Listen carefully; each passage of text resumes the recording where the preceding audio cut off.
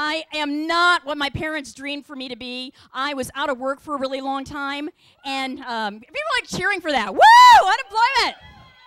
That's how it is these days. And I reached my ultimate low when I applied for a job in fast food. People come into fast food restaurants, and they expect really good service. They're like, yeah, could I get extra crispy bacon with my bacon double cheeseburger? Sure. Let me just tell the chef, Pierre. He's from the original White Castle. You know, in Paris, Le Chateau Blanc. A friend of mine was worried about me. She's like, Sapna, are you eating right? Are you exercising? Are you seeing someone? I'm like, I'm eating right and I'm exercising, but no, I'm not dating. She's like, no, are you seeing someone? Like a therapist? Because you really got tired of going on job interviews. I do not want a job that sucks up all my time. So now when I go on an interview and they ask that question, so, do you have any questions for us? I'd like to say, yeah, will I be able to work here and still keep up with the Kardashians? They say when you're out of work, you should spend 8 hours of your day on the computer looking for a job, just like you'd spend 8 hours of your day on the computer if you actually had a job. Yeah, fuck you. So I Google my health symptoms. I'm like, oh my God, I have all the symptoms of fibromyalgia. Then I'm like, oh my God, stomach cramps, PMDD. Then I'm like, oh no, I'm pregnant. Which is, of course, physically impossible because I haven't had sex with a man in years. But then I actually Googled this, immaculate conception. It's not on WebMD. They say when you're out of work that you should set up a schedule for yourself and stick to it. So I do. When I get up in the mornings, I climb on the furniture because the floor is made of lava. And then in the afternoons, I build a fort out of sofa cushions in the living room. And I was in my fort, and I was watching Sesame Street. You seen this lately? You're like, no, I have a job, asshole. So I was watching Sesame Street, and they made Cookie Monster change his song. You know Cookie Monster's song? C is for cookie, and cookie is for me. Now has to be C is for cookie, and cookies are sometimes treat. They want Cookie Monster to be a better role model to kids. A better role model to kids? What about the Grouch?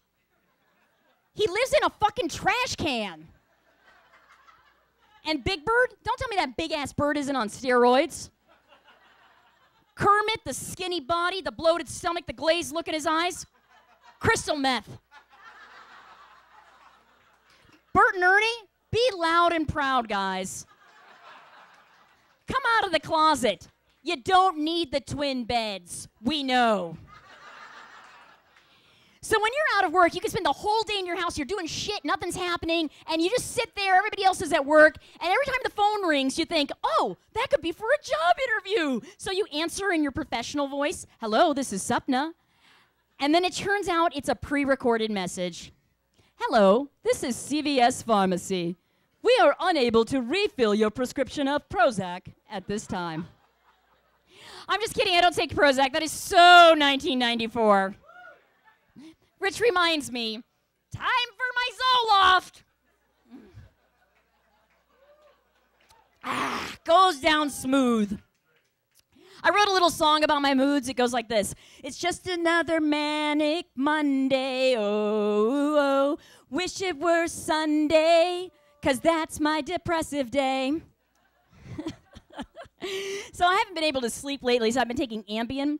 You do crazy shit in your sleep on Ambien. Like one night, I made a pattern out of potato chips on the kitchen counter. Then I went back to sleep. Got up in the morning, I was like, oh my God, Rain Man was here.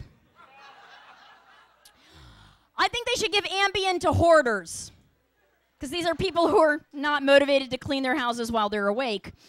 The only drug I actually take is because I haven't dated anyone in a while. I have gotten to the point where I don't even find myself attractive. I'd have to give myself roofies just to masturbate. Aww. I think highly of myself. My sister thinks highly of me. She introduces me to her friends. She's like, this is my sister Sapna.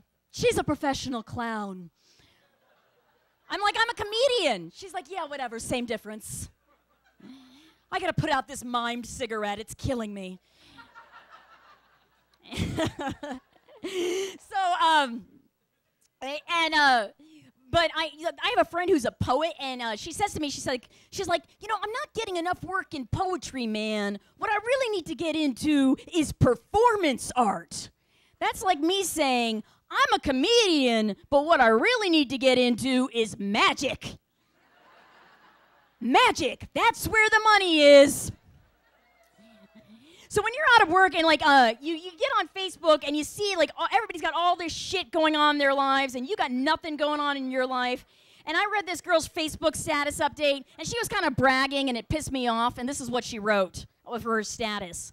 Breakfast with a friend, a meeting, home for a costume shoot, a pilot meeting, a photo shoot, powered lunch, schmooze with my producer, then headed to my show. Damn, let's get this party started. So I wrote this as a comment about her Facebook status update. A little bit about my day.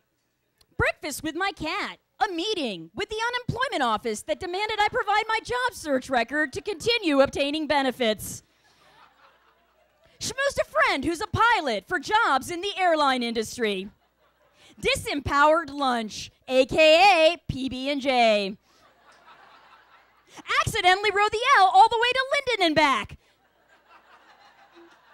Then headed to my show. Damn, let's get this party started. That's my